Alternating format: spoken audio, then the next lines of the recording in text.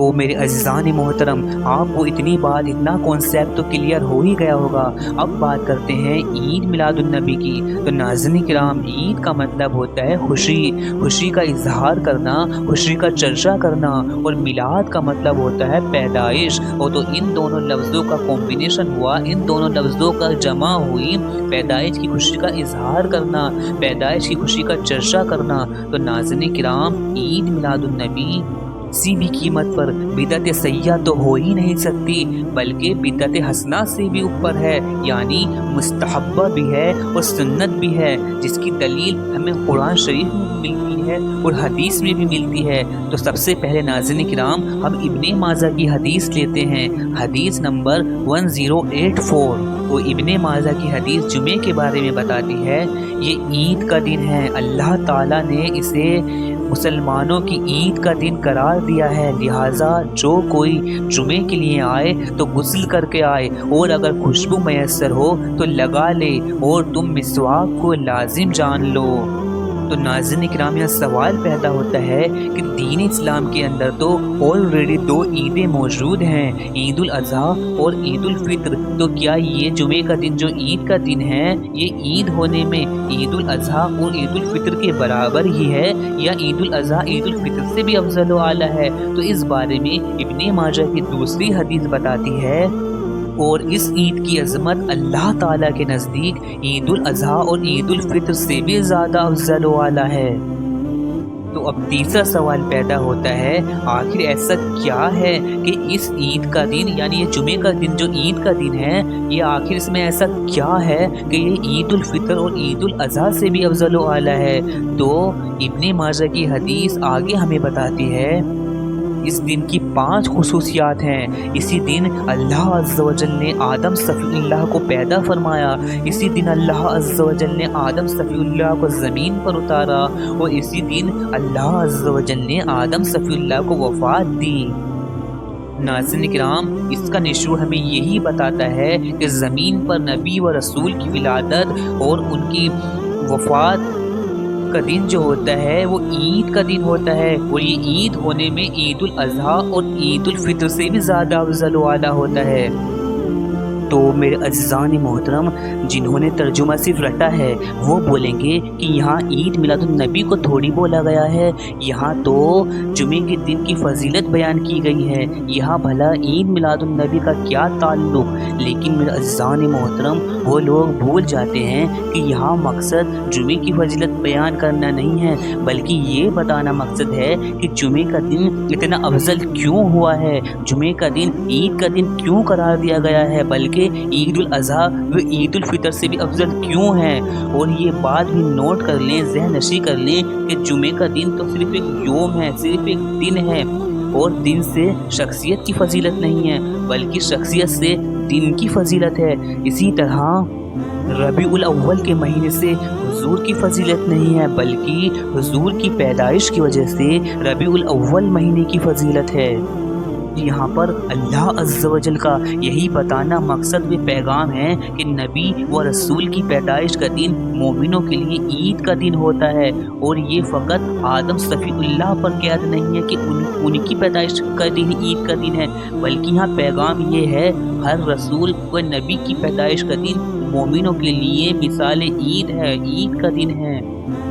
تو غور کرنے والی بات ہے کہ باقی نبی و رسول تو صرف اپنی امت کے نبی ہیں، اور ہمارے نبی آقا صلی اللہ علیہ وسلم تو تمام جہاں کے لیے رحمت للعالمین بنا کر بھیجے گئے ہیں، پھر حضور کی پیدائش عیدوں کی عید کیوں نہ ہو؟ اور اللہ عز و جل اپنی رحمت اور فضل کے تعلق سے قرآن شریف میں ارشاد فرماتا ہے، سورہ یونس میں ارشاد فرماتا ہے کہ تم فرماؤ اللہ عز و جل ہی کے فضل اور اس کی رحمت، اور اسی پر چاہیے کہ خوشیاں کریں۔ سوچنے والی بات ہے کہ ہم غلاموں کو حضور پاک کا امتی بنانا کیا اللہ عز و جل کا فضل نہیں ہے؟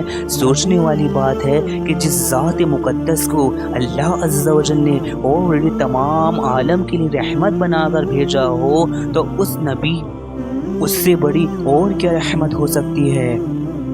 میرے अज़ीज़ान मोहतरम अब बात करते हैं उन लोगों की जो ये एतराज़ करते हैं, ये इल्ज़ाम लगाते हैं कि सहाबा के दौर में इतनी मरतबा रबीउल अव्वल आया, उन्होंने कभी जुलूस नहीं निकाला, औलिया के दौर में इतनी मरतबा आया, उन्होंने कभी जुलूस नहीं निकाला, फ़लाह के दौर में इतनी मरतबा आया, फ़लाह के दौर में इतनी मरतबा आया, उन्होंने कभी जुलूस नहीं निकाला। आप उनसे ज़्यादा इश्क व मोहब्बत वाले हो गए क्या?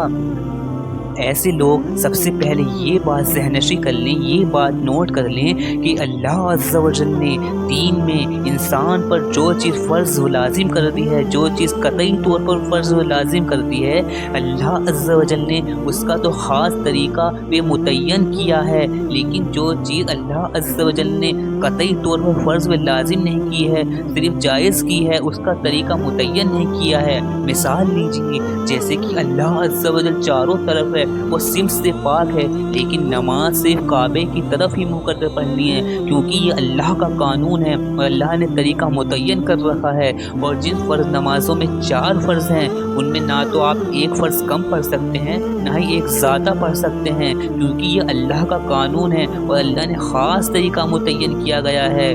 लेकिन जो चीज़ अल्लाह अज़्ज़ा व जल ने जायज़ कर दी है, हर जायज़ चीज़ का अल्लाह अज़्ज़ा व जल ने कोई ख़ास तरीका मुतय्यन नहीं किया है, किसी ख़ास तरीके पर क़ैद नहीं लगाई है, बशर्ते कि वो तरीका दीन के खिलाफ ना हो, शरीयत के खिलाफ ना हो, शरीयत की मुखालफत ना करता हो। किसी भी जायज़ तरीके से आप इज़हार खुशी कर सकते हैं। अगर आपको सूटेबल हो तो आप जुलूस की शक्ल में ईद की इज़हार खुशी कर सकते हैं। आप चाहें तो महफिल मिलाद बनाकर इज़हार खुशी कर सकते हैं। आप चाहें तो कुरान ख़वानी करके इज़हार खुशी कर सकते हैं। आप चाहें ज़िक्र व अज़कार करके खुशी का इजहार कर सकते हैं। आप चाहें तो सदका करके इजहार खुशी कर सकते हैं। आप चाहें खाना तकसीम करके इजहार खुशी कर सकते हैं। आप चाहें गली मोहल्ले रोशन करके इजहार खुशी कर सकते हैं।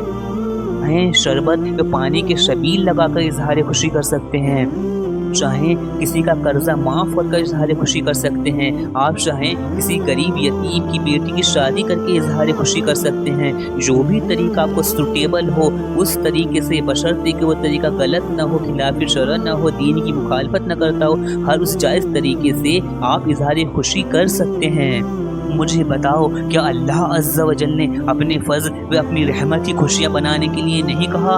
बिल्कुल कहा। क्या अल्लाह अज़्ज़ा व जल का पूरी उम्मत व कायनात पर हुजूर पाक से बड़ी कोई नेमत, कोई फज़ल कोई हो सकता है? बिल्कुल नहीं हो सकता। क्या इजहार खुशी करने पर कोई ख़ास तरीका, ख़ास कैद लगाई है? बिल्कुल नहीं लगाई है। जायज़ तरीके से कर सकते हैं।